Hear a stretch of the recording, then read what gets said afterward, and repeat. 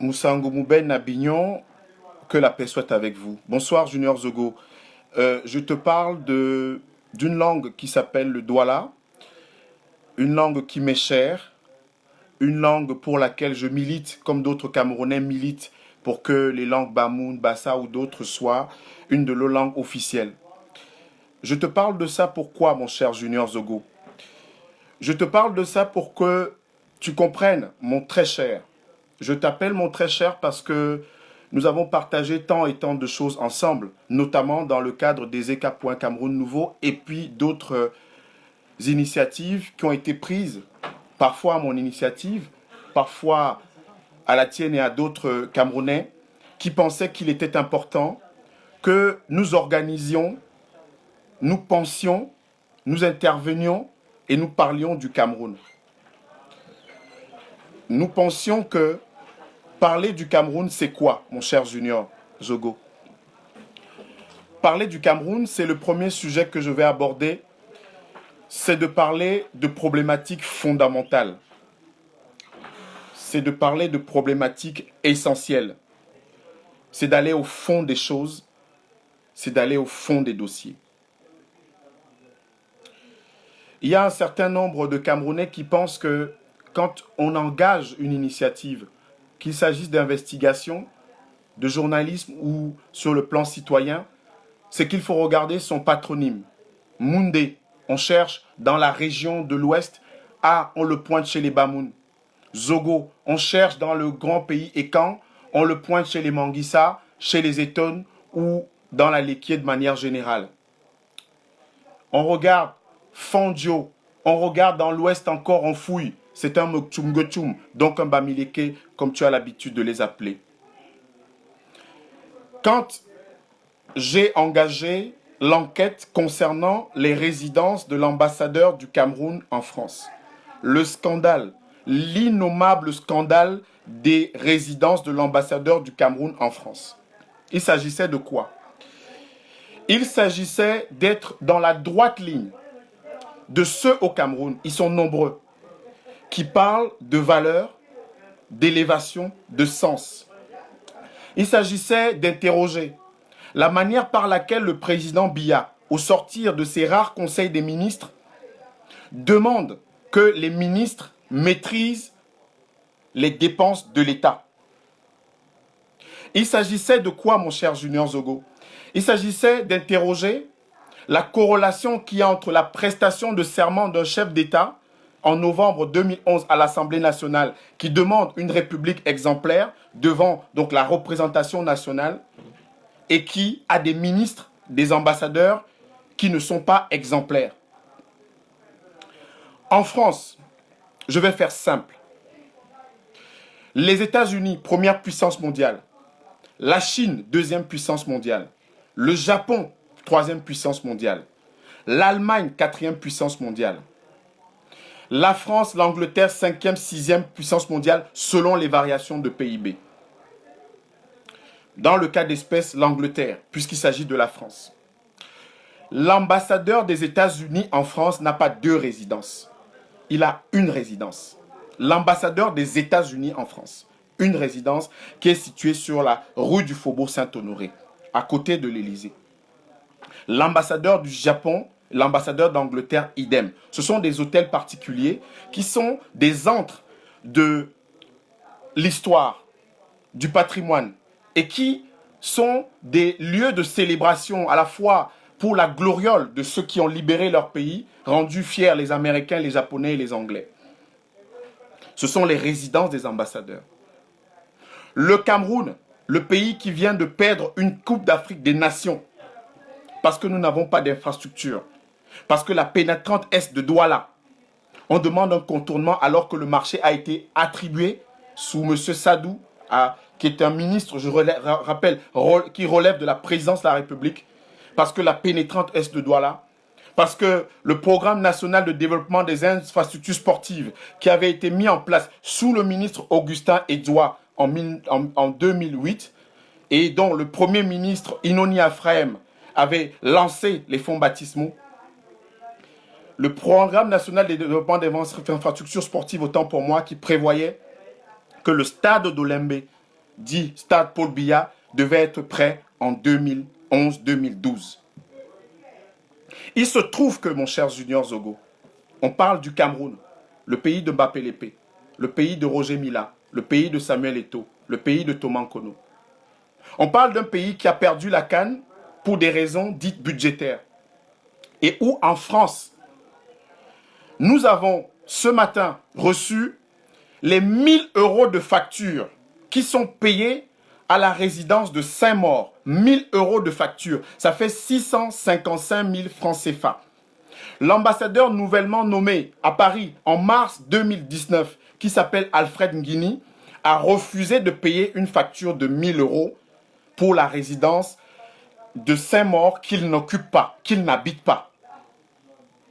C'est-à-dire que vous avez un ambassadeur qui est nommé par le président de la République du Cameroun, Paul Biya, par un décret en mars 2019, qui présente ses lettres de créance à son homologue français. L'homologue du président Biya, Macron, Emmanuel, courant mai, qui prend son service et qui n'habite pas une maison qui a été achetée par les Camerounais sur les fonds du pétrole. Je rappelle à ceux qui m'écoutent que le Cameroun produit pour 400 milliards de pétrole. 400 milliards de pétrole. Et que la dernière loi des finances, donc, qui est celle de 2019, on a procédé à un réajustement de la loi des finances pour porter le budget de l'État du Cameroun de 4 500 à 5 212 milliards. Pour y intégrer 3 choses. La première, c'est l'augmentation des recettes pétrolières et douanières, de l'ordre de 58 milliards. La deuxième, c'est les emprunts qui ont été faits par le Cameroun, de l'ordre de 312 milliards, incluant de l'argent que nous prenons pour rembourser la dette, c'est-à-dire à hauteur de 212 milliards. Mon cher Junior Zogo. 212 milliards. Budget qui passe de 4 500 à 5 212 milliards. Et pendant ce temps à Paris, le Cameroun dispose de 4 résidences pour un seul ambassadeur. 4. La première résidence a été acquise en 1981 par le président Ahidjo pour 2,5 milliards de francs CFA. La deuxième résidence a été acquise en juin 2008 par une délégation conduite par Madame Fotso, qui est directrice à la présidence en charge des biens de l'État. Parce que les biens de l'État à l'étranger relèvent du secrétariat général de la présidence de la République, dont relève organiquement la direction qui s'en occupe, la direction des biens de l'État. Et dans cette commission figuraient, évidemment, des représentants du ministère des Domaines, qui en a la charge technique. Et Madame Fotso a acheté auprès de M. Lévy, qui est un juif, qui a habité Saint-Maur-des-Fossés pendant de très longues années, qui a acquis ce logement. Ce logement qui, dans le Figaro du 12 mars 2006, était un logement situé en termes de valeur à 5,3 millions d'euros. Dans le Figaro de mars 2006, de mars 2006 à 2007. Cette maison a fait l'objet d'un certain nombre de transactions, y compris avec 2 ambassades africaines, dont l'ambassade du Congo. Et Madame Fotso a obtenu de M. Lévy et la direction des finances publiques et de service de la publicité foncière de la mairie de Créteil, de la ville de Créteil autant pour moi, dispose de ces documents-là, où le coût du logement de Saint-Maur est de 4,3 millions d'euros, avec une hypothèque, ce qu'on appelle la valeur, enfin, il y a une clause justement dans ce document-là, dans ce document qui est remis à chaque Camerounais qui le souhaite, qui habite en France, qui peut aller au service de la publicité foncière à Créteil, demander le logement qui se trouve au 52 avenue Albert Ier. Vous y avez droit, chaque Camerounais qui vit en France, en Île-de-France. Vous avez droit d'aller à la direction des finances publiques, au service de la publicité foncière de la ville de Créteil, pour demander les documents relatifs à l'achat d'une résidence de 1600 mètres carrés, dont 900 mètres carrés habitables, un hôtel particulier donc, destiné à l'usage de l'ambassadeur du Cameroun en France. Cette résidence est au 52 avenue Albert Ier, mon cher Junior Zogo. Monsieur Lévy en est le propriétaire, l'ancien propriétaire. Maître Thibault Ergast, qui est dans le 13e arrondissement de Paris, en est le notaire qui a assumé la transaction. Le cabinet Kerner et Associés, c'est le cabinet d'huissier qui a fait le constat d'état de lieu à la sortie de M. Mbela Mbela en octobre 2015, qu'il a occupé donc de 2008 à 2015, étant ambassadeur du Cameroun en France, avant de rejoindre son poste d'affectation au ministère des Relations extérieures en octobre 2015. Cette maison a coûté trop cher. pour un État comme le nôtre. 1% des recettes pétrolières du Cameroun. Je venais tout à l'heure de rappeler les chiffres. 400 milliards et 450 milliards en 2019. 400 milliards de manière générale. Parce qu'il faut savoir que l'essentiel de ce que nous dépensons pour notre diplomatie en France vient de 3 sources. La première source, ce sont les recettes pétrolières, donc les fonds de souveraineté, qui sont totalement opaques, contrôlés par personne. La deuxième source, ce sont des recettes de régie, c'est-à-dire les timbres que vous payez parfois de manière excessive dans les ambassades, dont celle du Cameroun et le consulat à Marseille. Le consulat général à Paris et le consulat à Marseille. La troisième, ce sont les recettes de loyer. Parce que le Cameroun dispose d'une vingtaine de logements, appartements, immeubles en France, en Île-de-France et dans le sud, à Marseille. Parmi lesquels, à la rue de Longchamp, un immeuble qui a failli être vendu, n'eût été l'alerte que, à titre modeste et personnel, j'ai faite. Cette maison aurait pu être vendue dans le cadre de la liquidation de l'ONCPB. Une maison qui est estimé à un immeuble qui est estimé à plus de 15 millions d'euros, qui devait être vendu à 4 millions d'euros. Mon cher Junior Zogo, je parle du Cameroun. Je ne parle pas d'une ethnie. Je ne parle pas du tribut. Je ne pointe pas le Bamileke du coin. Je ne pointe pas le Béti du coin. Je ne pointe pas le Boulou du coin. Je parle d'un pays qui se permet d'acheter en 81 un logement à 2,5 milliards et qui est aujourd'hui habité par la famille présidentielle.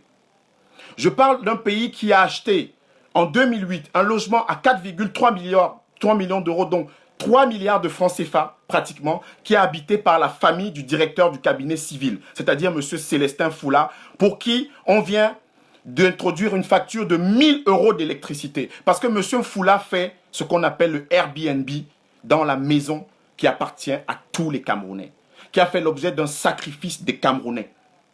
Le sacrifice des Camerounais, mon cher Junior Zogo, c'est quoi? C'est qu'on prend 1% des recettes pétrolières.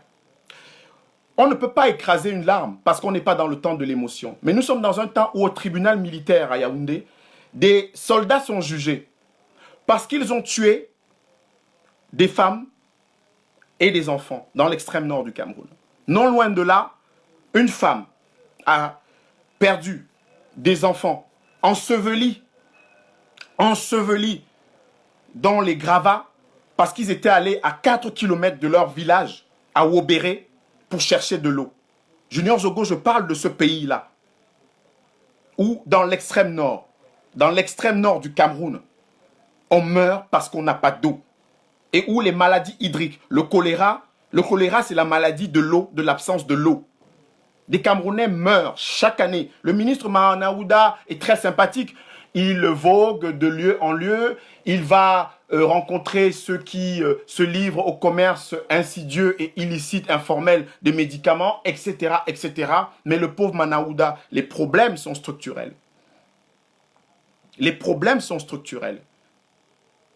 Nous avons un pays où, à Paris, en Île-de-France, 4 résidences sont destinées à un seul ambassadeur, alors que les États-Unis, première puissance mondiale, de la première à la 10e puissance mondiale, ils ont une seule ambassade, un seul logement pour leur ambassadeur. Des pays de grand standing. Le Cameroun, je le rappelle pour ceux qui ne le savent pas, c'est la 15e, 16e économie africaine. C'est 34 milliards de dollars de PIB et 40 milliards en parité de pouvoir d'achat. Les États-Unis sont au-delà de 15 000 milliards. La France au-delà, près de 3 000 milliards. Voilà donc des pays qui ont 15 000 milliards de PIB et qui ont une résidence. Un pays qui est la 100e économie mondiale, parce que le Cameroun, c'est la 100e économie mondiale et la 15e d'Afrique subsaharienne. L'Afrique, un pays se permet d'avoir 4 résidences pour un seul ambassadeur. Le nouvel ambassadeur du Cameroun, M. Alfred Nguini, qui refuse de payer la facture de 1 000 euros. Quand le nouvel ambassadeur refuse cette facture, lui, il a habité, mon cher Junior Zogo, un hôtel à plus de 500 euros par jour, donc 15 000 euros par mois, 10 millions de francs CFA. Et aujourd'hui, il a quitté l'hôtel pour un appartement. C'est le 4e logement pour un ambassadeur. Le 3e logement, mon cher Junior Zogo, le 3e logement c'est quelque chose de très malheureux. C'est que vous avez un caprice qui est fait par la femme d'un diplomate, d'un haut diplomate en l'occurrence, le ministre directeur du cabinet civil, M. Samuel Mvondo-Ayolo. Son épouse a dit qu'elle n'habitait pas cette résidence parce qu'elle ne convient pas à son standing.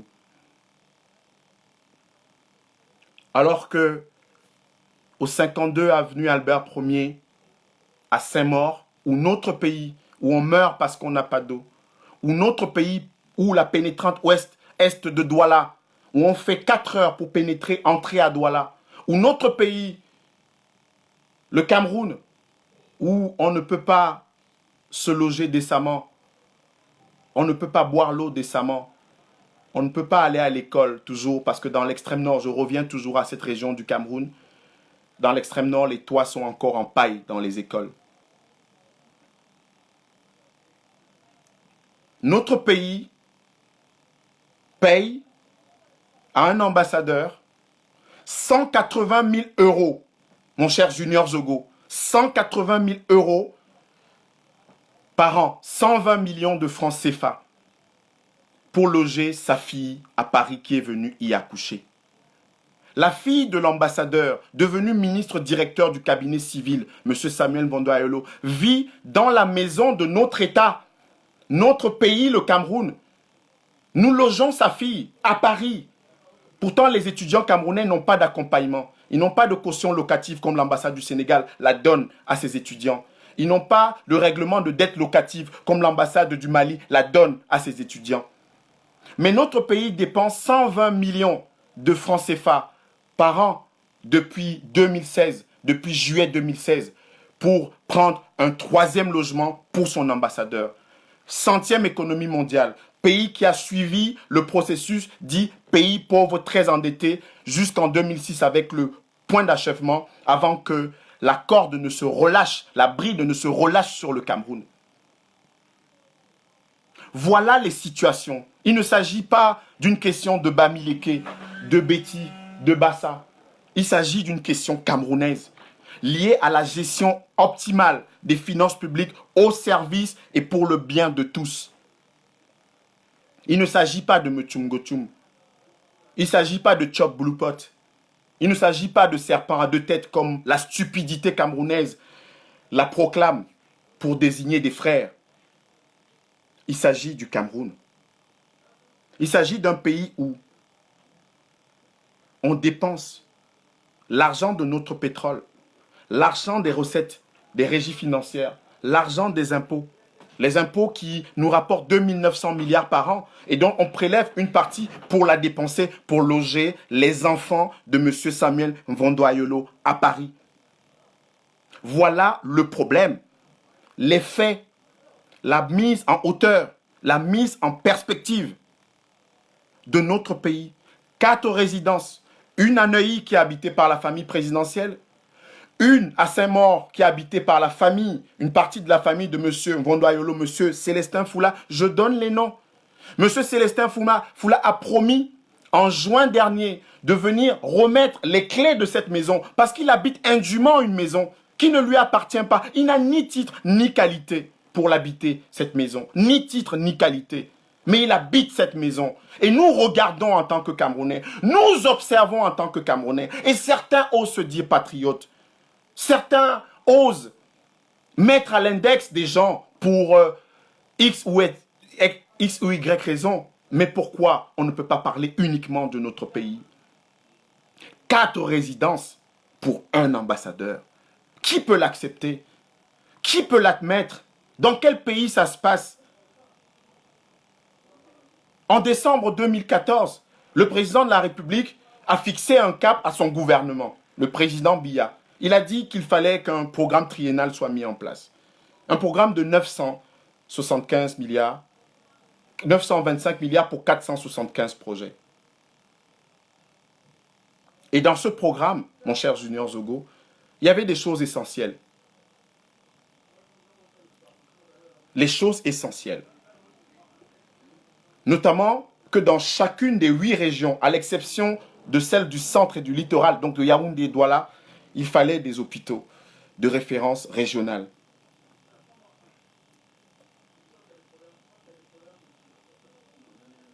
Et on ne les voit pas. puisque nous sommes en 2019, il fallait en faire le bilan.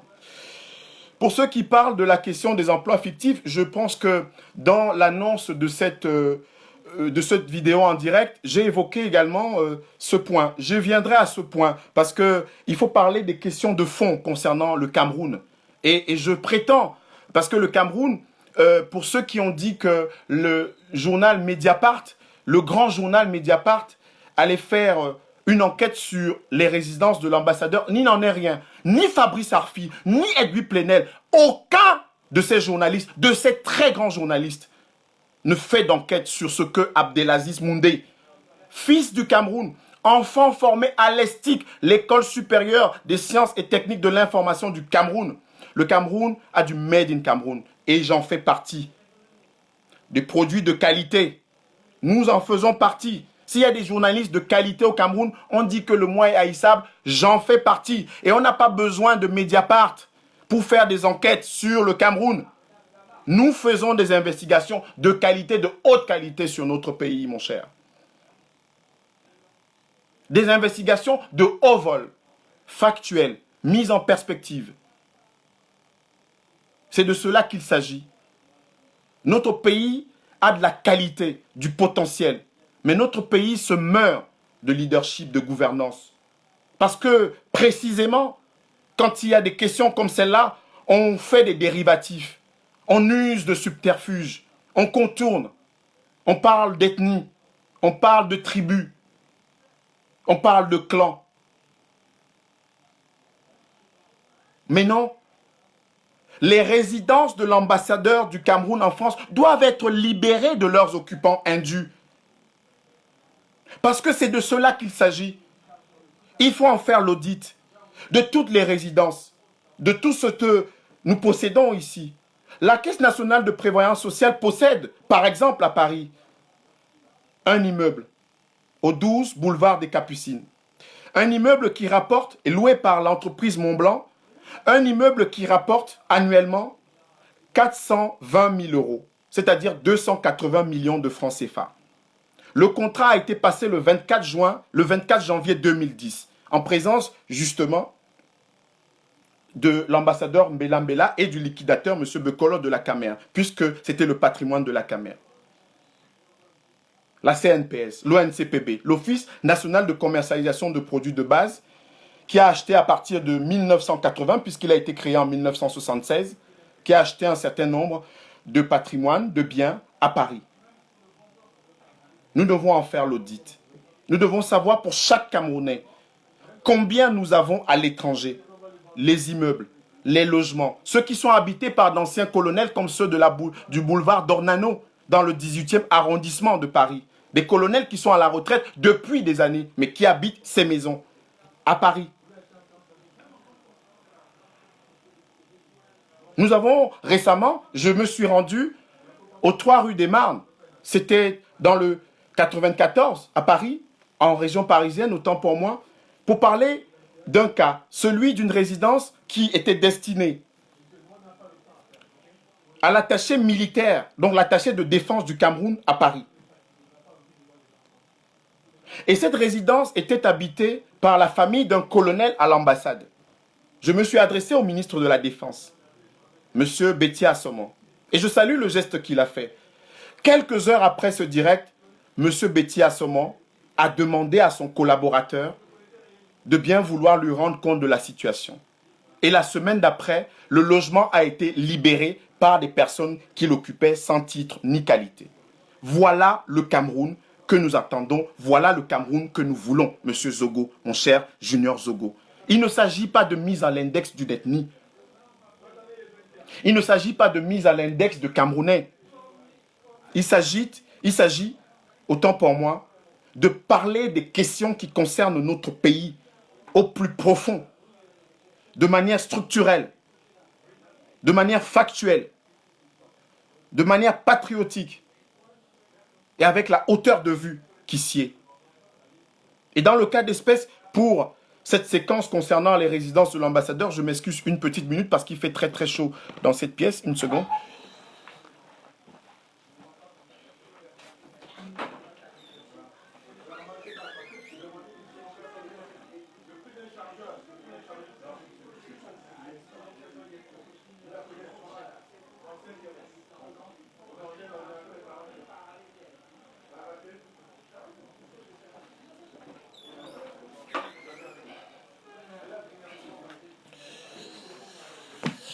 Merci, merci pour votre patience. Donc je parlais de la séquence des résidences de l'ambassadeur du Cameroun en France. Notre pays, centième économie mondiale, 15e économie africaine, à ce que les États-Unis, de la première à la 10e puissance mondiale, ne détiennent pas. 4 résidences pour un seul ambassadeur. Une à Neuilly, Villa Maillot. Une au 52 avenue Albert Ier à Saint-Maur-des-Fossés. Une au 63 rue Michel-Ange Auteuil à Paris, qui nous coûte 180 000 euros par an depuis juillet 2016. Et mon cher Junior Zogo, depuis juillet 2016, le ministre Louis-Paul Motazé a accordé, après que le ministre Alamine May ait refusé, à juste titre, d'accorder ce crédit à M. Samuel Vondoayelo, ambassadeur. Le ministre Motazé lui a accordé 394 millions de francs CFA, dont 600 000 euros pour 1. Juillet 2016, 2. Août 2016, la prise en charge et l'équipement de la résidence provisoire de l'ambassadeur du Cameroun, alors que nous disposons déjà d'une résidence officielle de 1600 mètres carrés, 900 mètres carrés habitables à Saint-Maur. Voilà les données du problème. Dans un pays sérieux, normal et organisé, si la résidence de Saint-Maur, qui a fait l'objet d'une enquête par M. Garga Aman Hadi, qui a été ministre de la fonction publique et de la réforme et du contrôle de l'État de 1990 à 1992, et qui est le père de cette opération épervier, parce qu'à son époque, il a appelé ça la chasse aux baleines, M. Garga Aman Hadi a séjourné pendant un mois, en septembre 2017, donc l'année après la prise en charge provisoire de cette résidence au 63 rue Michel-Ange Auteuil, eh bien, M. Garga est venu à Paris. Il a enquêté pendant un mois. Il a fait le trajet de la porte d'Auteuil jusqu'à Saint-Maur-des-Fossés, la Varenne-Chenevrière. Quand vous partez de Paris à la station Châtelet-les-Halles, pour la Varenne-Chenevrière, vous avez 24 minutes chrono. Quand vous partez de Paris, porte d'Auteuil, où se situe l'ambassade, à quelques encablures, c'est-à-dire à 3 minutes de la porte d'Auteuil, quand vous partez de la porte d'Auteuil pour Saint-Maur-des-Fossés, vous avez 25-30 minutes en heure de pointe. 30 minutes, au maximum 35 minutes pour y parvenir. Voilà dans un pays sous ajustement qui en est sorti et qui est entré dans le programme d'IPPTE, qui a pensé à partir de 2006 qu'on pouvait sortir du document de stratégie pour la réduction de la pauvreté,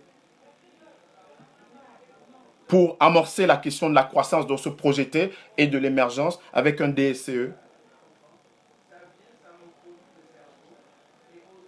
Voilà donc un pays qui dépense autant d'argent, un gouffre financier, pour loger un seul ambassadeur.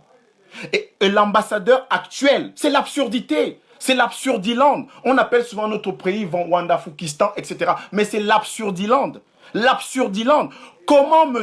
Nguini, Alfred, l'ambassadeur du Cameroun, nommé en mars 2019, peut aller habiter dans un hôtel pendant qu'une résidence est habitée par M. Célestin Foula, qui n'est autre, qui n'a de titre que la qualité de cousin et de proche de M. Vondoayelo. Comment ça se fait? Comment M. Alfred Nguini peut aller habiter à l'hôtel pendant que la fille et la famille de M. Vondoayelo habitent au 63 rue Michel-Ange Auteuil à Paris? À quel titre et pour quelle qualité? C'est le droit. Il faut avoir un titre, une qualité. C'est l'administration. L'administration camerounaise n'est pas... On parle bien d'état de droit. Comment ça se fait que nous soyons un pays qui a réformé son code de procédure pénale, dont l'ancestralité du code d'instruction criminelle français faisait qu'on n'était pas un pays totalement indépendant de ce point de vue-là? Comment ça se fait qu'un pays qui veut entrer dans la modernité administrative, juridique, accorde de tels privilèges? Accorde de tels privilèges. Nous ne devons plus accepter cela. Quand on parle de patriotisme, il y a une histoire, une grande histoire du patriotisme, qui ne se réduit pas à soutenir le pouvoir. Jamais dans le monde, on a pensé que soutenir un régime où le pouvoir était du patriotisme. Non. Sinon, la France de Vichy était bien une France légale, puisque le maréchal Pétain était bien avec l'aval à Vichy. C'était le gouvernement français, l'État français. Mais Jean Moulin, le général de Gaulle, Maurice Duclos, ont formé la résistance, ont libéré la France. Et le gouvernement provisoire s'est installé en 1944. Et plus tard, il y a eu la fondation de la Ve République par le général de Gaulle. Qui était patriote? C'était Pétain ou ceux qui ont dit non à Pétain?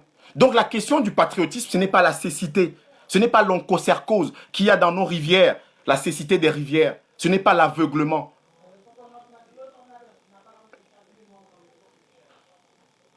Le patriotisme, c'est la lucidité. Le patriotisme, c'est la vérité.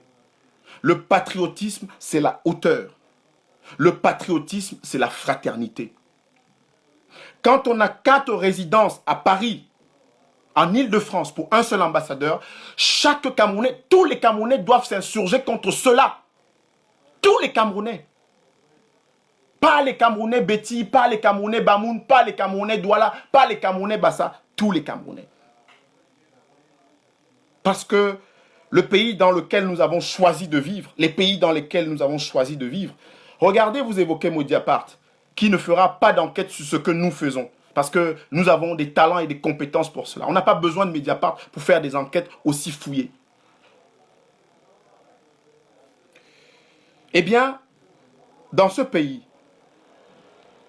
le Cameroun, dans ce pays, la France, autant pour moi, l'affaire Fillon n'a pu être possible que parce que, après les enquêtes précisément de Mediapart sur l'affaire Cahuzac, on a mis en place une haute autorité de la transparence de la vie publique, à partir de laquelle les responsables publics déclaraient leurs avoirs, comme le Cameroun l'avait anticipé en 1996, en inscrivant dans l'article 66 de sa constitution la déclaration des biens. Et plus tard, notre pays a pris une loi en 2014 pour organiser cette déclaration de biens dont on attend le décret d'application. Donc ça fait 20 ans. C'est comme la crise anglophone. Pas d'élection régionale depuis 1996. Aujourd'hui, on a des Ayoub Tabé qui sont condamnés à vie pendant que le président Biya nous a parlé de pardon et d'oubli récemment à travers une fournée de tweets.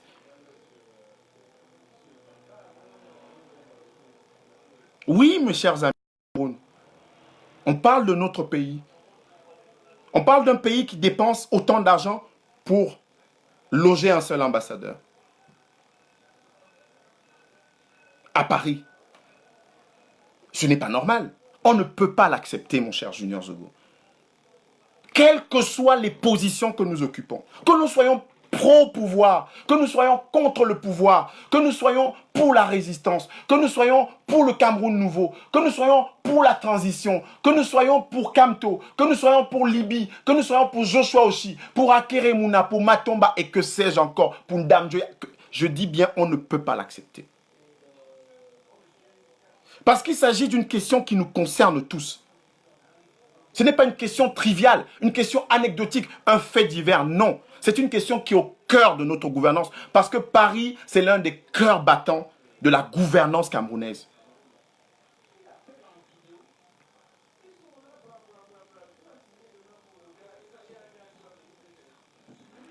Donc, la question de ces résidences, comme je disais tout à l'heure, n'est pas une question qui serait liée à un rapprochement avec une opération d'assainissement du fichier solde de l'État, une question de mise à la retraite de personnel, de hauts fonctionnaires, etc. Cette question doit être strictement abordée du point de vue de la gabégie, de la gestion des finances publiques et de la République exemplaire. Voilà la rigueur morale, voilà la rectitude d'esprit, voilà la méthode. Il s'agit de ça. Il s'agit de Camerounais qui peuvent dire que je n'ai pas besoin de ma tenue du RDPC. Je n'ai pas besoin de ma tenue du MRC. Je n'ai pas besoin de ma tenue d'univers ou du PCRN, de l'UPC ou que sais-je encore. mais j'ai besoin de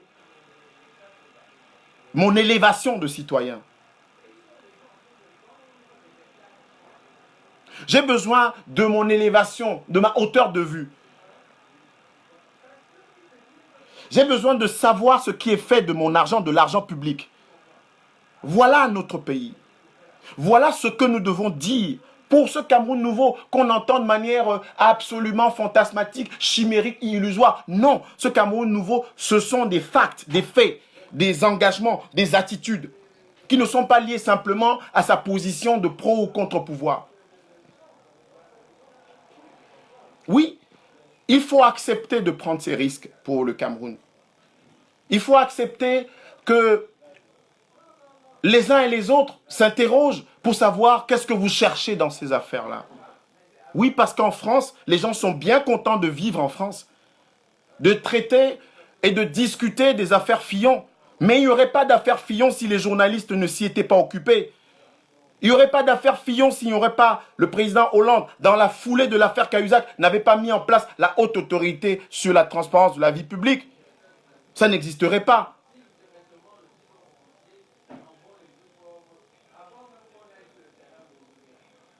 Donc, les questions fondamentales au Cameroun n'ont rien à voir avec les questions tribales.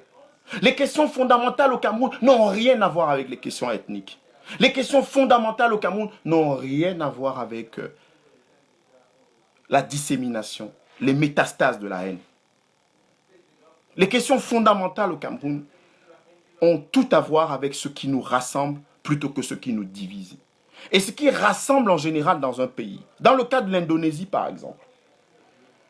L'Indonésie a 17 000 îles. 17 000 îles. C'est un archipel absolument immaîtrisable à première vue. 17 000. 700 langues. Mais l'Indonésie a fait quelque chose de formidable. Ils se sont assis. Ils ont posé le problème. Et ils ont retenu 5 principes qui s'appellent le Pancasila. 5 principes. Le Pancasila. Et ils ont dit, nous allons être indonésiens. Et c'est le premier pays musulman au monde, l'Indonésie. Mais ils ont choisi un symbole de l'ancienne religion qui avait précédé l'islam, l'aigle, comme symbole de leur pays. Parce qu'ils se sont mis ensemble pour discuter. Non pas pour Java, non pas pour telle île, non, pour l'Indonésie. L'Indonésie, avec ses 5 principes, 17 000 îles, 700 langues. Ils ont défini le Pancasila, l'Indonésie. Je peux en citer encore. Les exemples de pays qui ont forgé l'unité. L'Allemagne de Bismarck, l'Italie de Cavour et de Garibaldi, la France de François Ier, etc., etc. Après le règne des Francs, des Lombards, des Germaniques qui sont venus envahir la France. Cette France qui a été envahie par les Romains, fabriquée, forgée par les Romains, dont la langue n'est pas celle des Gaulois, leurs ancêtres, mais la langue de l'envahisseur. Donc, un bas latin qui a été fait en 1539, langue d'État, par les Français. Et dans ce pays, la France, où nous vivons, toi et moi, Junior Zogo, c'est cela, on a construit. Et dans ce pays où les Romains ont étendu leurs férules, on célèbre qui? On célèbre Vercingétorix, comme Ambiorix chez les Belges, comme Arminius chez les Allemands, comme dans la ville de Numancia en Espagne, toutes ces villes conquises par Rome, par les Romains.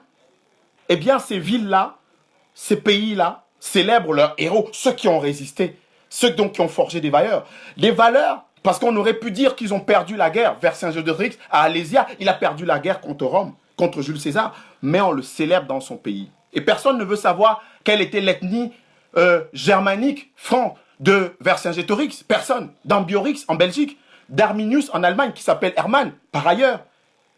Et dans la ville de Numancia en Espagne, personne ne veut savoir si ça appartient à la Castille, à la Sardaigne ou à la Catalogne. C'est un pays dont on parle. Et c'est pour cette raison que dans notre pays, si nous continuons comme ça, avec ces métastases, cette diversion, ces dérivatifs, on n'arrivera pas à régler les problèmes. Et le problème qui se pose à nous, c'est un problème simple. Ou nous sommes exemplaires, ou nous ne le sommes pas. 4 résidences pour un ambassadeur, ce n'est pas possible. pour une économie qui est la 100e économie mondiale, où à l'extrême nord, on meurt à 4 km d'un village parce qu'on n'a pas d'eau, on perd 4 enfants, où la maladie hydrique, le choléra, tue encore en 2019 parce qu'on n'a pas d'eau. Yaoundé sans électricité, vous pensez que ça plaît à qui? Au pays de Vroumsiatinhaï, au pays de Mbappé Lépé, au pays de Ndjoléa, au pays de ces brillants esprits? Non, ça plaît à personne. Je ne veux pas être Camerounais et savoir que la fille de M. Samuel Vondoayolo vit à mes dépens. Je ne veux pas. Je ne veux pas payer 180 000 euros pour qu'on loge la fille de M. Samuel Vondoayolo à Paris. Je ne veux pas. Je ne le souhaite pas. Je ne souhaite ça à aucun pays.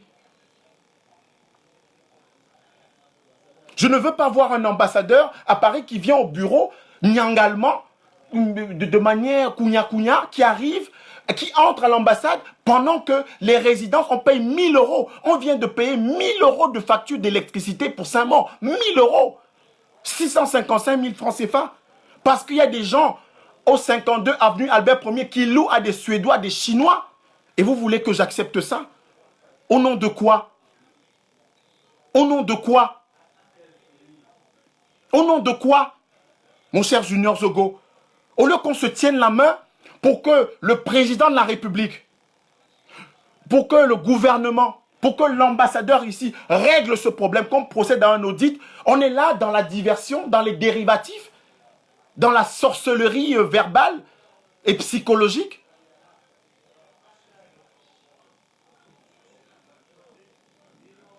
Il ne s'agit pas de mettre à l'index quelqu'un, une personnalité, mais il s'agit de faits.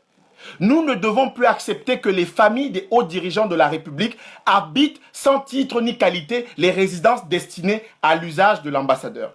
Et nous ne devons pas accepter de disséminer dans la ville de Paris et l'Île-de-France des résidences pour le compte d'un seul ambassadeur.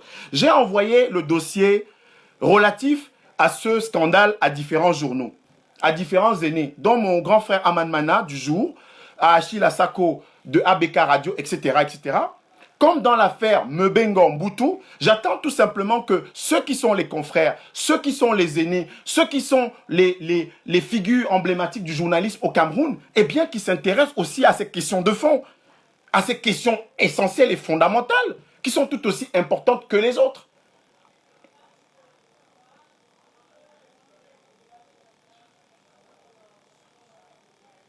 Et puis on attend. L'affaire Mboutou a commencé. Beaucoup de personnes, d'amis, de frères, qui parfois avaient peur pour ma vie, m'appelaient pour me demander est-ce que c'est vrai cette histoire? Jusqu'à ce qu'on rappelle au Cameroun, en novembre 2016, Mboutou, le colonel, et aujourd'hui il est en Bastille et tout le monde en parle. Personne ne voulait parler de l'affaire Mebengo, Maxime Bangué, Mboutou. Parce que c'était des gens qui étaient friqués, qui donnaient de l'argent aux gens, qui venaient à Paris au cœur Samba, qui offraient du Beaujolais, qui offraient du vin, qui offraient du champagne. Mais on ne peut pas avoir du champagne pour 2 personnes et de l'eau pour personne. Ce n'est pas possible. Et c'est cela. Donc, pour que nous puissions avancer dans cette question, puisque je veux résumer la première partie de ce travail, 4 résidences, c'est trop. La Villa Maillot, le 52 avenue Albert Ier, le 63 rue Michel-Ange Auteuil, et la nouvelle résidence, l'appartement qui a été pris pour le nouvel ambassadeur.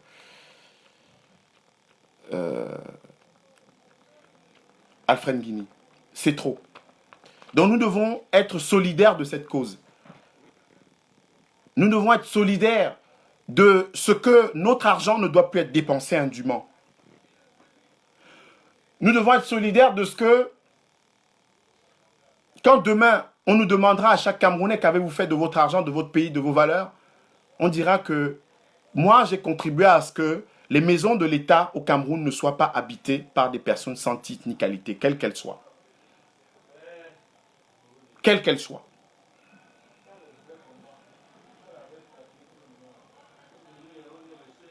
Donc, nous continuons, je continuerai, et les Camerounais qui souhaitent que cette situation soit réglée, organisons-nous en un collectif citoyen, comme on le fait dans ces pays-ci, pour que les biens de l'État soient audités dans ce pays, la France, et à l'extérieur.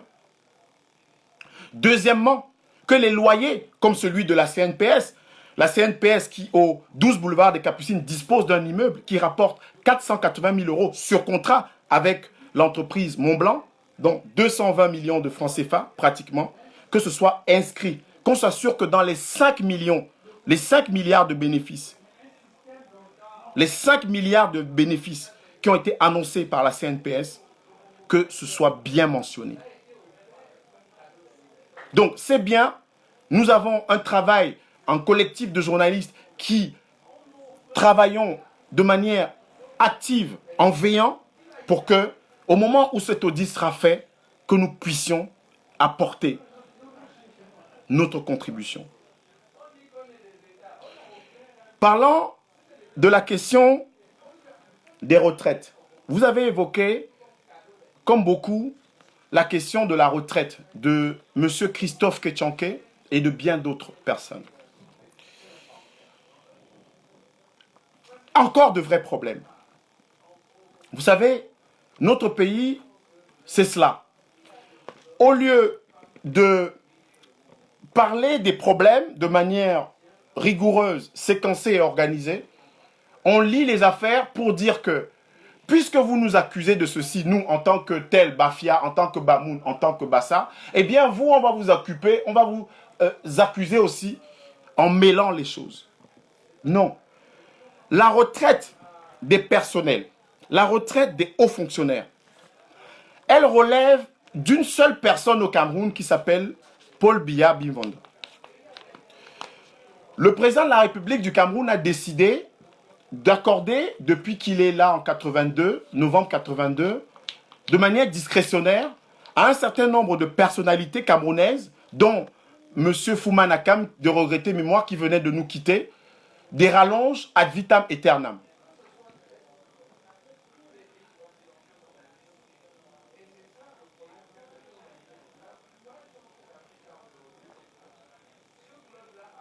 Les généraux, le chef d'état-major des armées, il y a un certain nombre de personnalités au Cameroun qui sont dans des retraites prolongées par le fait du prince, par le décret du chef de l'État. Par le décret du chef de l'État. Tout à l'heure, la question des résidences, je l'ai inscrite dans un cadre. La gestion des finances publiques. La maîtrise des dépenses de l'État. La réduction du train de vie de l'État. L'usage de nos recettes pétrolières, 400 milliards, 450 milliards, depuis l'augmentation à 5212 milliards avec un collectif budgétaire. Et cette question également, c'est cette question-là. C'est-à-dire que s'interroger sur la manière par laquelle le président de la République accorde les rallonges à un certain nombre de hauts fonctionnaires et de personnels de l'État. À Paris, il y a eu des batailles. Monsieur Justin Zézé a été nommé il y a quelques années contrôleur financier par monsieur Abba Polycarpe, comme étant ministre des Finances, de l'économie et des finances, contrôleur financier à Paris. Donc dans cette bataille qui s'est engagée, il y a eu la bataille du contrôle de Paris. Pourquoi? Paris, c'est un pôle qui est intéressant à plus d'un titre. Tout à l'heure, j'ai évoqué la question des résidences. La question des résidences stricto sensu. Il y en a à foison, dont les 4 pour l'ambassadeur et une flopée d'autres qui rapportent des loyers à l'État du Cameroun. Des revenus à l'État du Cameroun. Et de confortables revenus. Avec des placements, avec des comptes rémunérés, etc., etc. Quand vous êtes directeur du cabinet civil, président de la République, secrétaire général de la présidence de la République, dans le cas d'espèce, quand le président de la République se déplace pour Genève ou que sais-je encore, c'est Paris qui est aussi le pourvoyeur de fonds pour des raisons structurelles. Souvenez-vous, Camerounais, si vous suivez les questions qui concernent l'État depuis très longtemps, que ce soit les questions judiciaires, les questions administratives ou les questions politiques, l'affaire Titus Edouard, c'est une affaire qui est emblématique de ce que représente Paris. Pourquoi? Parce que le comité de pilotage et de suivi des projets routiers, le COPISUR, le fameux COPISUR, était irrigué, nourri par ce qu'on appelait les fonds Stabex. Les fonds Stabex, c'était des fonds qui étaient logés à Paris, qui étaient des fonds de stabilisation des recettes cacaoyères, des recettes caféières. C'est-à-dire que quand le Cameroun vend dans une période florissante son café et le cacao, quand les cours sont hauts, on retient, c'est un peu comme le mécanisme du compte d'opération avec le sinistre franc CFA, cette monnaie d'esclavagisme, eh bien, les fonds Stabex sont reversés à un certain nombre d'États, dont le Cameroun, la Côte d'Ivoire, le Ghana, en l'occurrence. Et dans le cas d'espèce, les fonds étaient gérés ici à Paris. Le secrétaire général de la présidence de la République à l'époque faisait des appels de fonds dans le cadre du comité de pilotage et de suivi des projets routiers ici à Paris. Donc, il y a un certain nombre de pratiques qui sont liées à la présence, à notre présence en France, mais surtout à notre mission diplomatique ici et à sa régie financière. À sa régie financière. Donc, du coup, la question de Paris est triple de ce point de vue. C'est le contrôle de Paris des finances. Il y a eu une nomination par M. Abba de M. Zézé. Il y a eu une nomination par M. Motazé d'un jeune homme de 33 ans qui finalement n'a pas pris le service puisque à la présidence de la République, la nomination n'a pas été approuvée. Il y a eu une mise à la retraite de M. Ketchanké. Le décret est sorti, le décret a été signé. Et puis c'est le président de la République, Paul Biya, qui a remis, comme on dit, en cause ce décret et donc demandé que ce monsieur Ketchanké, qui est percepteur-payeur du Cameroun depuis plus d'une vingtaine d'années, qu'il puisse être maintenu en poste à Paris.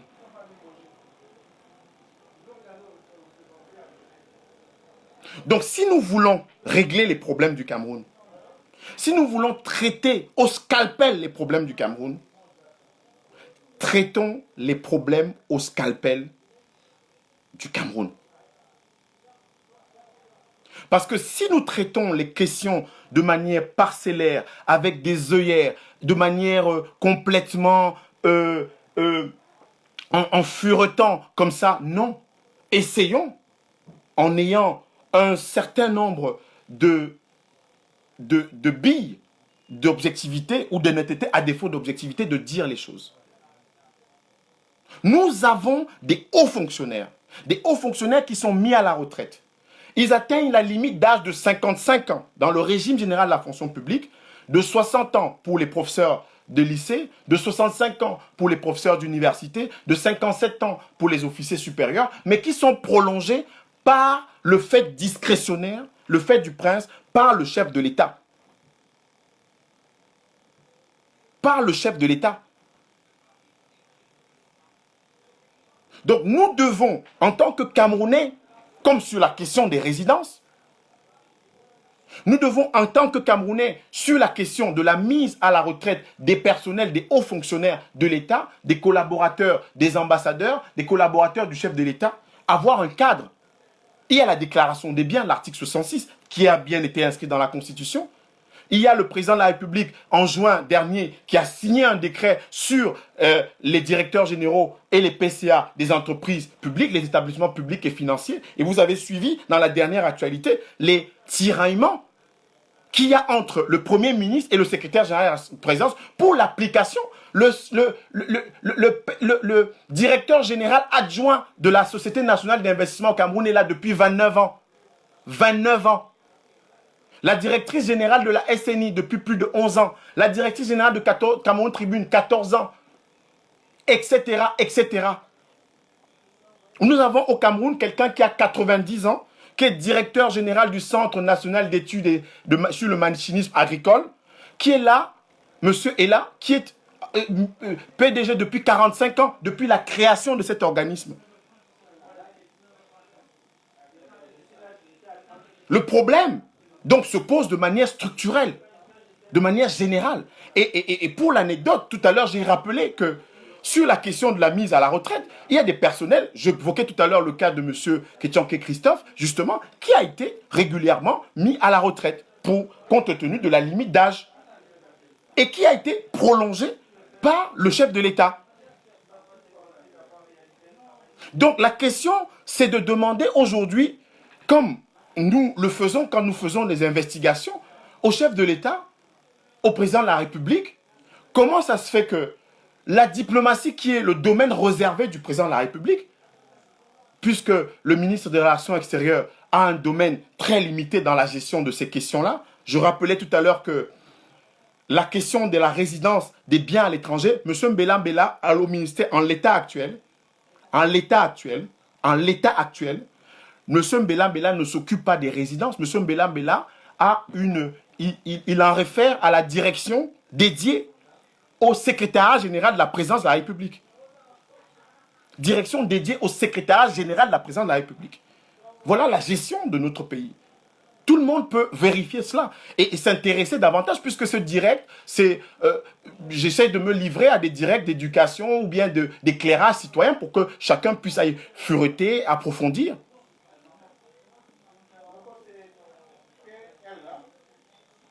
Quand on fait la liste des directeurs généraux, le président du conseil d'administration de l'Office national du cacao et du café, M. Ayan Luc, est là depuis 29 ans.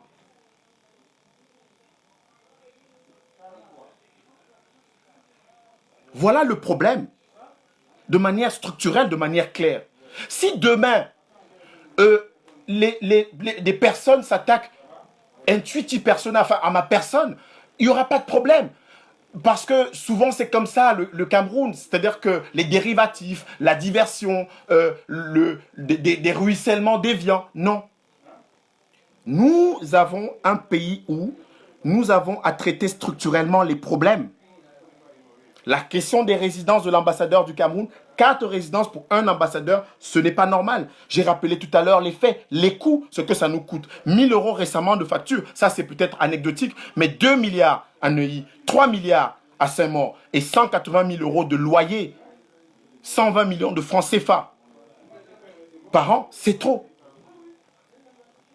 Et pour la question des retraites, pour la question de la mise à la retraite des personnels de l'État, eh bien, si on procède par les mises à l'index, par les mises à l'échafaud, par les guillotines, en fonction à la fois du visage, du faciès, du nom, du patronyme, eh bien, on n'aura pas réglé le problème. Que quand on pointe un problème, quand on fait une dénonciation, quand on relève un cas, eh bien, il faut que, justement, on aide à ce que ces cas soient réglés de manière structurelle. Parce que, précisément, c'est ça le problème de notre Cameroun. Parce que, précisément, le pays souffre de cela. Du 3 poids, 2 mesures. Eh bien, si nous avons cette façon de gérer le problème, avec les informations que nous portons, que nous donnons, eh bien, on verra que le chef de l'État, puisqu'il est interpellé aujourd'hui, j'ai vu que le président de la République a procédé à la nomination d'un président de conseil d'administration de la société immobilière du Cameroun, en l'occurrence Mme Ketia Cortés, et d'un nouveau directeur général, M. Sardaouna. Oui, parce que le mandat du PCA et du DG était échu. Donc, arrivé à échéance.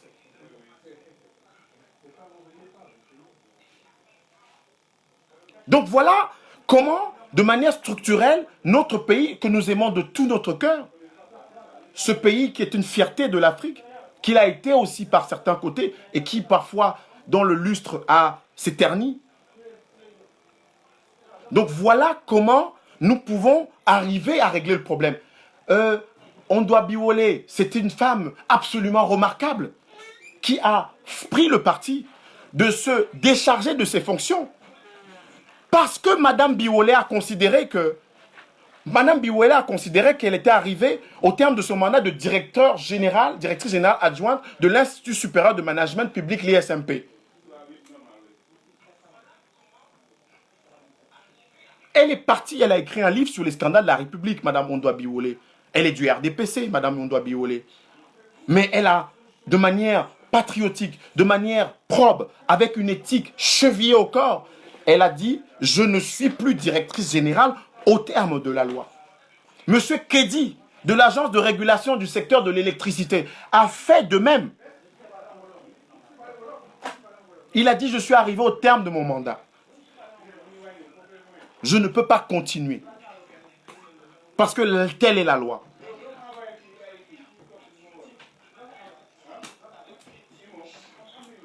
Voilà comment, dans notre pays, effectivement, en encourageant les bonnes pratiques, en mettant en lumière ceux qui font bien, ceux qui considèrent que notre pays peut être cet état de droit pour lequel l'un des premiers martyrs de l'état de droit, Douala Mangabel, Ngosodine, se sont battus, eh bien voilà. Parce que ce sont des enfants de Douala Mangabel en l'occurrence. C'est-à-dire que si vous êtes un enfant, si vous êtes un Camerounais défenseur de l'état de droit, vous êtes un enfant de Douala Mangabel. Parce que Douala Mangabel a dit que le plateau Jos, qui est un dérivatif de l'expression King George qui a été déformé. King George, c'était Douala Makongo qui était le roi de tous les Douala. Donc que les Anglais avaient désigné King George et les Douala l'ont appelé Jos. Donc le plateau Jos vient de là, un peu. Parce que Jos, c'est un peu comme Priso, Prince Jos, donc diminutif, donc de Prince Jos. Donc ça a donné Priso. Donc le plateau Jos, qui est le plateau de ses pères à Bonandia, où on a installé la statue de Leclerc sur le lieu où on a tué, où on a pendu Douala Mangabel et Ngosodine, son secrétaire, eh bien, il a dit non aux Allemands, là. Parce que l'expropriation n'était pas prévue dans le traité qui avait été signé par Di Kapondo, Di Mekwale et Ndumba Lobe, le 12 juillet 1884. Eh bien, quand Ondoa Biwole se décharge de ses fonctions, quand M. Kedi se décharge de leurs fonctions, eh bien, ils sont les enfants de Douala Mangabel de ce point de vue-là. Donc la question de la mise à la retraite, c'est une question d'état de droit. C'est-à-dire que jusqu'à quelle limite le président de la République peut accorder une rallonge à un haut fonctionnaire, à un officier supérieur, à un général, donc un officier général. Jusqu'à quelle limite? Parce que la question de l'état de droit, les Allemands l'ont défini, puisque c'est le Reichstag, ce sont les Allemands, de manière classique, dans l'état de droit qui procède du droit germain ou du droit occidental. L'état de droit, je reste dans ce cadre-là, eh bien, c'était cela. C'est que le pouvoir arrête le pouvoir, limite le pouvoir. Des avocats, des juristes peuvent en dire davantage.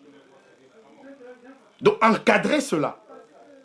C'est-à-dire que quand vous êtes admis à faire valoir vos droits à la retraite,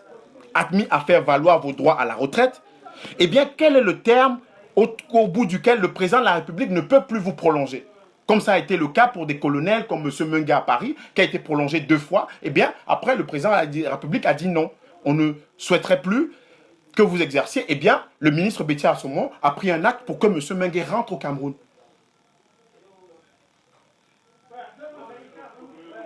Voilà comment notre pays pourrait avancer.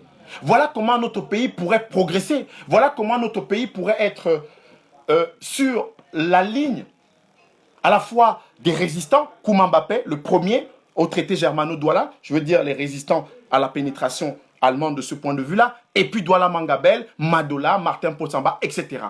Parce que c'est ça les valeurs. C'est comme ça que les valeurs doivent ruisseler dans un pays. Vous êtes DG, vous arrivez au terme de votre mandat de 9 ans maximum, puisque c'est 3 ans renouvelables maximum 2 fois, eh bien, vous cédez la place à un autre Camerounais. Vous êtes fonctionnaire d'État. Vous avez 55 ans comme cadre, catégorie A de la fonction publique, 55 ans, vous allez à la retraite. Si le président de la République vous prolonge, jusqu'à quel moment vous pouvez exercer? 55 ans pour les personnels de catégorie A, 60 ans pour les professeurs de lycée d'enseignement général, 65 ans pour les professeurs d'université, 57 ans pour les officiers supérieurs, titres colonels, etc. Donc, il y a une multitude de statuts depuis que des revendications corporatistes dans le mi-temps des années 90 ont permis que la notion stricte de 55 ans pour la catégorie A et 50 ans pour la catégorie B ne soit plus appliquée à tout le monde. Ça a commencé par les enseignants, 60 ans. Il y a eu les magistrats qui ont revendiqué, et puis évidemment avec la pratique des généraux qui était prolongée ad vitam aeternam comme colonel avant de devenir généraux. Donc voilà la question de notre pays. Nous sommes prêts donc à discuter de ce point de vue-là et à dire que si nous voulons que la question de la retraite soit posée à la fois publiquement, que la question de la retraite soit gérée sans que le fait discrétionnaire, le fait du prince ne la régule, ad vitam aeternam, eh bien, il faut poser cette question-là de cette manière-là. Eh bien, vous verrez que nous allons trouver une solution globale, une solution structurelle. Sur la question des emplois fictifs, on lit ça et là des choses absolument ridicules, absurdes et parfois risibles. Les emplois fictifs de l'État, c'est quoi? On parle des emplois fictifs.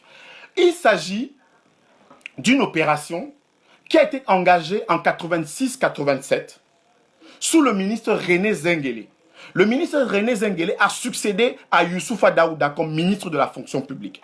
Youssoufa Daouda a été ministre de la fonction publique de 82 à 84 et Zenguele de 84 à 87. Zenguele a mis en place avec un certain nombre de fonctionnaires camerounais qui avaient été formés en France et en Allemagne, ce qu'on appelle, dans le cadre de la mise en place du CENADI, du Centre national de développement informatique, un certain nombre d'outils. Ces outils visaient quoi? Parce qu'on avait constaté que dans les fonctions publiques africaines, il y avait un phénomène où les gens avaient plusieurs matricules, touchaient plusieurs salaires, où il y avait aussi des gens qui ne touchaient des salaires sans jamais être venus au travail. Ils ont mis en place l'opération Antilope. L'opération Antilope, c'est une opération d'ailleurs qui a fait l'objet d'une chanson à succès de Ondouakono Gaston. L'opération Antilope, c'est application nationale du traitement informatique et logistique au personnel de l'État. Application nationale du traitement informatique au personnel et logistique au personnel de l'État. Donc voilà l'Antilope, voilà l'opération Antilope. Et donc, dans le cadre de cette opération Antilope, il y a eu 800 personnes qui ont été débusquées, qui ont même été montrées à la CTV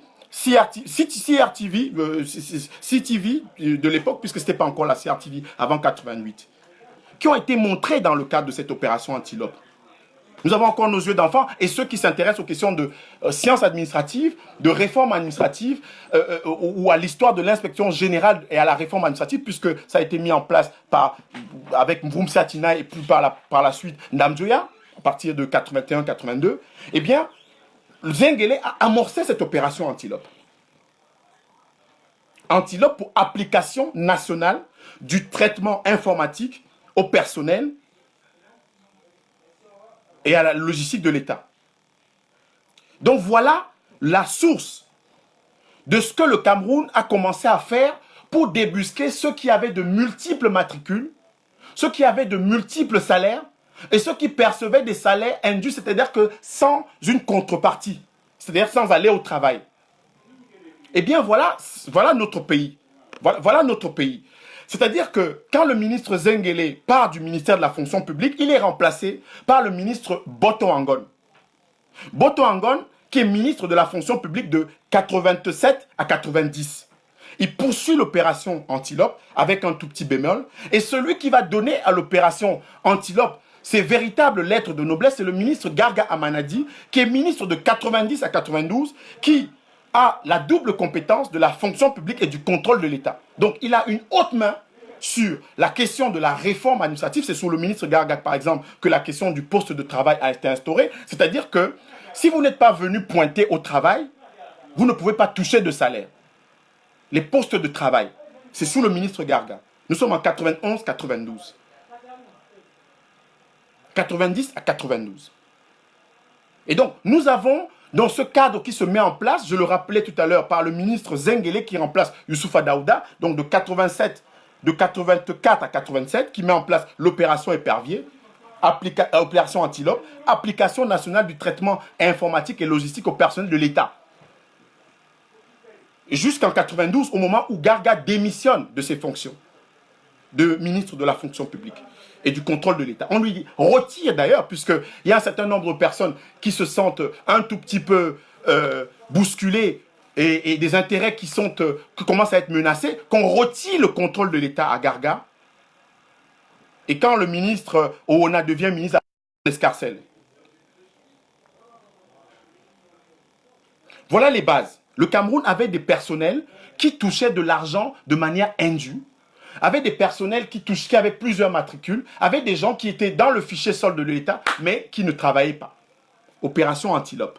Ondouan Gaston, à Kono, vous regarderez sur YouTube, vous allez écouter cette belle chanson Antilope, une chanson de près de 12 minutes à la Franco. Je l'appelle souvent une chanson à la Franco.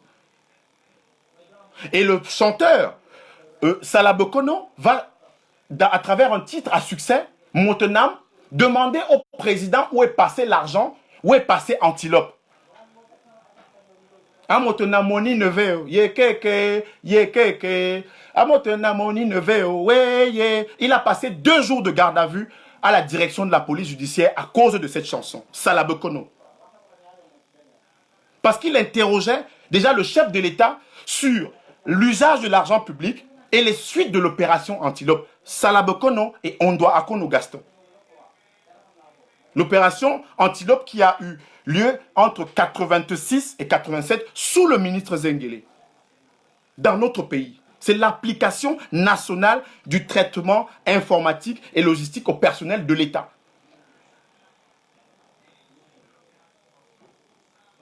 Donc, on va progressivement vers les années 2000. Et qui est ministre à ce moment-là? Qui est ministre à ce moment-là?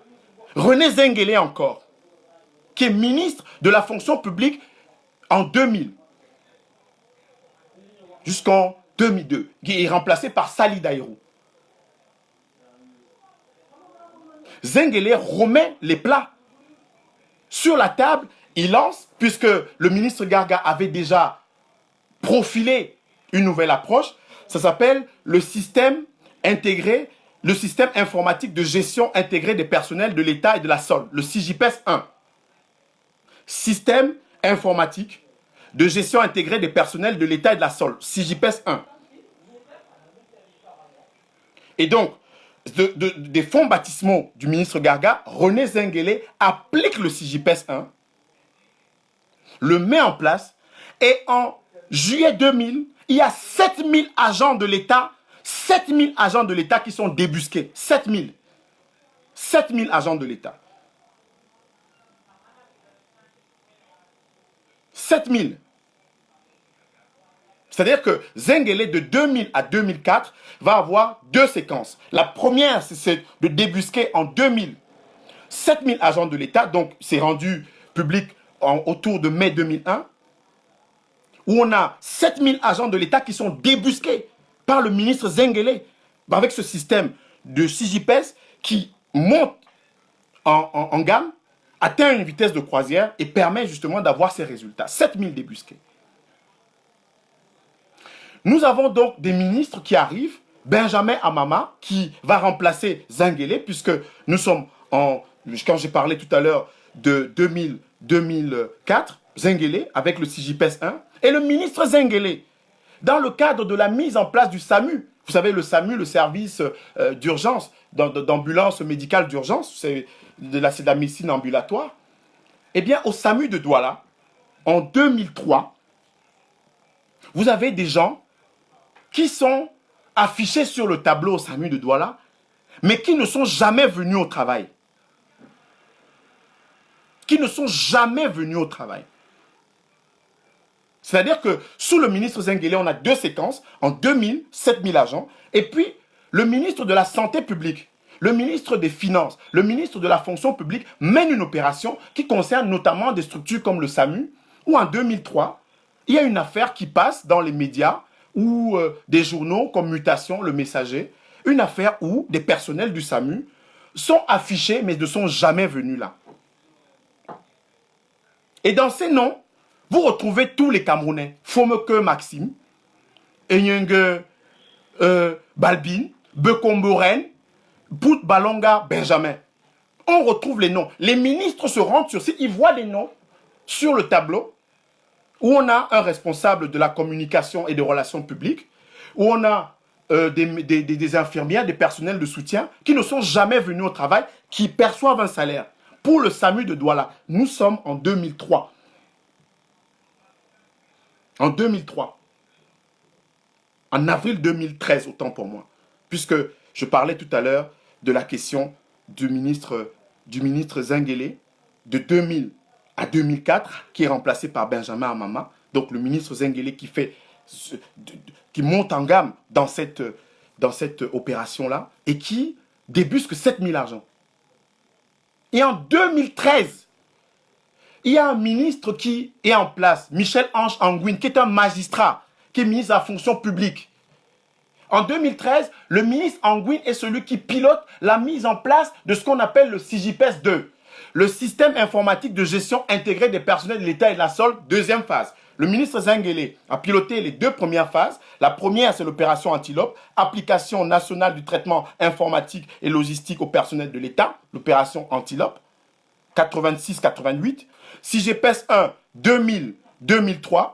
c'est M. Zenguele qui est toujours en charge. Et puis bon, maintenant, Michel-Ange Anguin, qui, parce que le CJPS 1 a des problèmes, on voit encore une démultiplication des matricules, on voit encore des gens qui ont 3-4 matricules. Donc il faut nettoyer le fichier. Il faut parvenir à ce que le fichier s'améliore. Donc en 2013, il y a donc ces personnels-là de différentes organisations, de différentes structures qui sont débusqués. Nous avons donc dans notre pays des personnes qui ne perçoivent pas, qui perçoivent un salaire, et le ministre Anguin va encore s'en rendre compte, et travaille pour que le CJPS 2 soit mis en place. Alors qu'est-ce qui se passe? En 2014, le CJPS 2 est lancé, le ministre Alamine May et le ministre Anguin lancent le CJPS 2. Le CJPS 2, le 12 mars 2014. Et un Camerounais va avoir la responsabilité directe en tant que concepteur. Monsieur Jérôme Millen, c'est un cabinet, le cabinet d'audit, le dit Audit Conseil, qui travaille avec un cabinet international de consultants, CBL Consulting, et qui a un éditeur qui s'appelle SAP, pour tous ceux qui connaissent les progiciels. SAP pour l'édition, et puis Jérôme Millen pour comme maître d'œuvre. Donc le cabinet, un cabinet camerounais, Jérôme Millen, qui met en place le CJPS 2. Camerounais. Je ne parle pas de son ethnie, je parle d'un Camerounais, M. Jérôme Millen, qui fait ce travail-là. CJPS 2, par M. Michel-Ange Anguin et M. Alamine May comme ministre des Finances. CJPS 2. Donc, c'est-à-dire qu'on constate que dans l'opération Antilope, on était encore dans les prolégomènes de l'informatique de précision, de décision aussi. On est avec le CJPS 1 dans des balbutiements où on constate qu'il y a encore des doublons, il y a encore... Et le CJPS 2, avec M. Ange Anguin, vient pour corriger les erreurs. Il y a une interface entre l'Antilope et puis le CJPS, et il a vocation justement à nous projeter dans la modernité.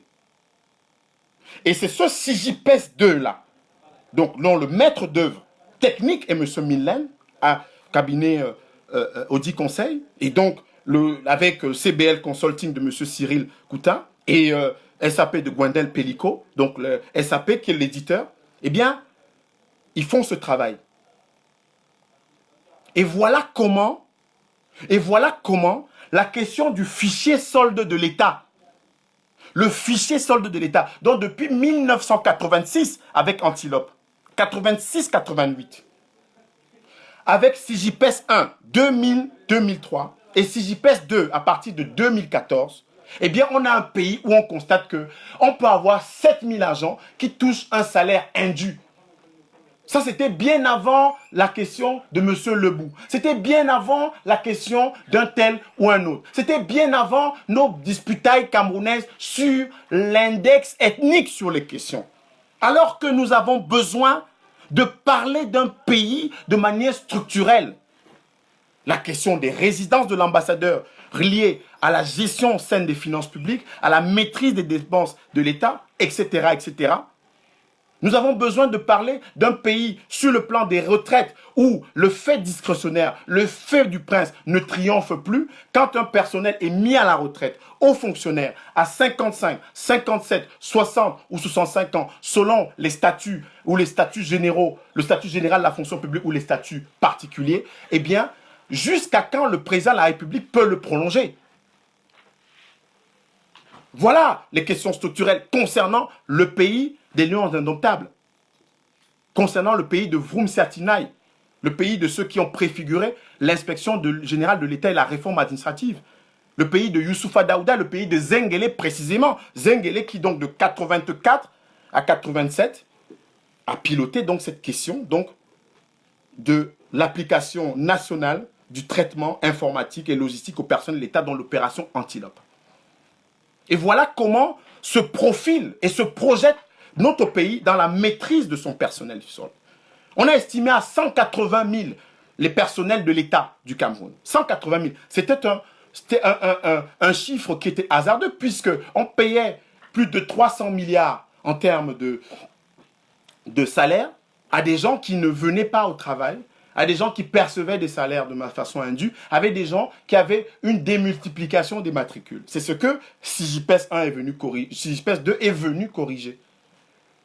Donc, si nous voulons que notre pays avance, si nous voulons que notre pays retrouve ses lettres de noblesse, si nous voulons que le pays qui a mis en place une inspection générale de l'État et à la réforme administrative à partir de 1981-82, si nous voulons que ce pays qui en 86-88 a mis en place l'opération Antilope, qu'a chanté Ondoa Kono Gaston et Salabo Kono pour interpeller le chef de l'État sur la mise en place et la mise en œuvre effective, eh bien si nous voulons que ce pays-là se projette, nous devons parler de questions structurelles concernant notre pays, le Cameroun. Refuser que le Cameroun ait 4 résidences pour un ambassadeur en France, en Île-de-France. Refuser qu'on paye 1 000 € de facture d'électricité, 2 000 € de facture de téléphone à des parents d'un ambassadeur, d'un directeur du cabinet civil au Cameroun. Refuser que la fille d'un ministre, d'un membre du gouvernement habite une résidence qui est destinée à un ambassadeur et qui fait un doublon parce que nous possédons déjà une résidence officielle. Voilà les questions structurelles qui concernent le Cameroun. Dire que le décret de juin 2019 pour lequel Mme Ondoa Biwole, M. Kedi se sont engagés à respecter, eh bien, qu'il soit d'application générale et non parcellaire, partiale et discrétionnaire. Voilà la question du Cameroun. Et pour cela, à titre personnel, quel que soit le sacrifice, quel que soit le risque, je m'y engagerai toujours. Je m'y engagerai toujours. Parce que ceux qui ont des ambitions politiques, ceux qui veulent exister, ceux qui veulent être présidents de la République, ceux qui veulent être ministres, ceux qui veulent réaliser leur vie, eh bien, libre à eux, c'est légitime. Mais nous, en tant que citoyens de notre pays, citoyens de ce pays, le Cameroun, quel que soit le destin qui est le nôtre, eh bien, nous allons continuer à parler des questions structurelles qui concernent le Cameroun.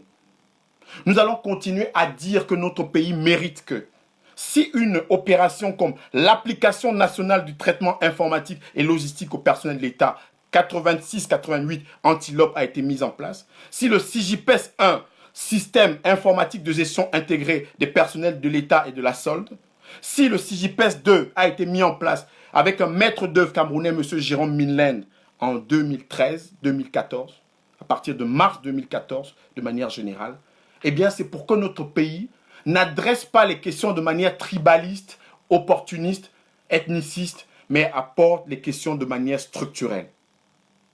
Et les questions structurelles, les Camerounais sont formés pour cela. Et nous n'avons pas besoin de Mediapart quand nous avons des Abdelaziz Moundé comme journalistes. Le Cameroun a formé de nombreux Abdelaziz Moundé et bien d'autres à l'École supérieure des sciences et techniques de l'information et de la communication, l'ESTIC à Yaoundé. L'ESTIC à Yaoundé. Et ce Cameroun a formé donc ces journalistes qui, à un moment, disent que nous avons les compétences, les capacités, le bagage pour adresser, fureter, chercher, trouver les questions qui concernent notre pays. Eh bien, il s'agit de cela. Et nous continuerons. Nous continuerons à être au-dessus de tout ce qui peut parasiter cela. Parce que mon pays, c'est celui de Douala Mangabel et de Kouma Mbappé. Mon pays, c'est celui d'un monsieur qu'on appelle Oba Betty. Oba Betty, c'est un type qui a résisté aux Allemands, tant et si bien que ces gens ont fini par aller le rechercher où il avait envoyé en prison au bagne. Mon pays, c'est celui de Ernest Betoté Akwa, que les Allemands aussi ont envoyé au bagne. Les Français, autant pour moi. Mon pays, c'est celui de Madola. Mon pays, c'est celui de Njoya. Mon pays, c'est celui de Douala Mangabel, fondateur de notre quête d'état de droit. C'est celui d'Ernest Wandier. De ces instituteurs qui sont devenus des références dans la lutte pour l'indépendance africaine. Mon pays, c'est celui-là. Mon pays n'est pas celui qui rêve absolument d'être président de la République, d'être ministre, d'être député, d'être maire, d'être conseiller municipal, mais de celui qui rêve que dans notre pays, il y ait la corrélation entre les diplômes que nous avons dans nos poches, qui doivent être dans nos têtes. La corrélation entre le savoir qu'on prête aux Camerounais, les compétences, la capacité de résilience et l'effectivité de notre émergence. Voilà notre pays. Le pays n'est pas un voleur Bamileke contre un voleur Betty. N'est pas un détourneur Bamoun contre un détourneur Bassa. À qui mieux? Non. Le pays, c'est celui où la question de la corruption est réglée de différentes manières. Par la déclaration des biens de l'article 66 de la Constitution, par une loi sur l'enrichissement illicite, par l'application stricte de ce qu'on appelle en matière fiscale la déclaration, c'est-à-dire que les enquêtes de situation, les gendarmes et les impôts l'ont fait dans notre pays. C'est cela. La question des emplois fictifs, ce n'est pas une question anecdotique. Ça relève d'un processus qui a été entamé par M. Zengele en 86-88 par l'opération Antilope et qui devient aujourd'hui, à travers le CIGIPES, une opération qui permet, grâce au progrès de l'informatique, de débusquer de manière encore plus précise, létale et au laser, au scalpel, ceux qui touchent des salaires de l'État du Cameroun sans cause. Voilà notre pays. Et pour ceux qui veulent faire un travail sérieux sur le Cameroun, eh bien, ces collectifs-là, ces consortiums de journalistes et d'investigation, parce que nous sommes fiers d'avoir été formés au Cameroun et d'avoir ensuite complété nos formations à l'étranger, mais fiers d'abord d'avoir été formés au Cameroun. Nous n'avons pas besoin de Mediapart ou d'un autre journal pour faire des investigations et des enquêtes sur nous, alors que nous savons les faire. Nous n'en avons pas besoin. Le Cameroun a ces compétences-là. Le Cameroun a ces compétences-là. Et le Cameroun a tous ses patriotes. Tous les enfants du Cameroun sont des patriotes. Il n'y a pas des patriotes sacrés et des patriotes consacrés, des sous-patriotes. Non, nous sommes tous des patriotes.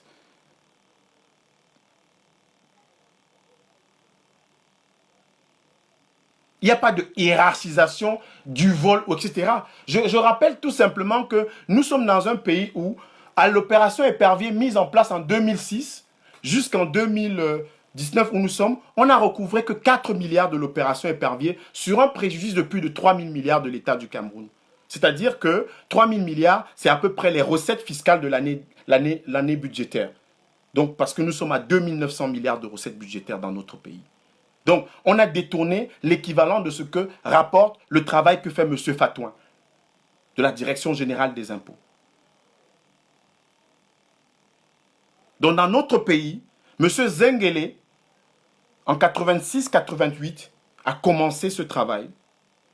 Le CIGIPES 2, le CIGIPES 1, encore M. Zengele, et le CIGIPES 2 sous M. Angwin, eh bien, ont permis que le fichier solde de l'État commence à être assaini de manière beaucoup plus précise. La question des retraites, la question des mandats des DG sont corrélés. C'est-à-dire que ça relève de l'état de droit. Jusqu'à quand peut-on prolonger un personnel de l'État, fût-il un fonctionnaire ou collaborateur de confiance du chef de l'État?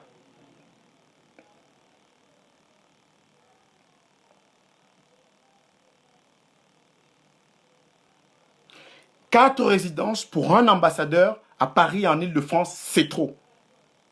5 000 € de facture pour payer dans une maison qui est occupée par un cousin, un proche d'un ancien ambassadeur, qui le loue à des Suédois, à des Chinois, c'est trop. Une maison qui a été achetée à 3 milliards ne peut pas être comme ça dilapidée, cédée à un parent. Ce n'est pas possible. Une maison qui coûte 180 000 €, 120 millions de francs CFA par mois, ne peut pas être habitée par la fille d'un membre du gouvernement à Paris. Ce n'est pas normal. Donc voilà les questions camerounaises. Nous continuerons à les adresser. Nous continuerons à nous adresser à nos frères, à nos sœurs, parce que nous sommes des frères et des sœurs au Cameroun. Et à dire que s'il y a des problèmes, nous devons aller au fond des problèmes. Et structurellement. Moussa Ngomouben Nabignon, que la paix soit avec vous. Merci d'avoir écouté. Merci de m'avoir fait le monde de votre temps. Et puis surtout, chaque fois qu'on vous parle du Cameroun, Tenez-vous la main et surtout dites à vos frères, quand il y a un problème, d'aller au fond des problèmes. D'aller au fond des problèmes. D'aller au fond des problèmes, au tréfond des problèmes. Parce que la sanaga, le nyon, le ntem, le nun ont un fond. Il faut sonder ces fonds-là. Je vous remercie. Bonne soirée.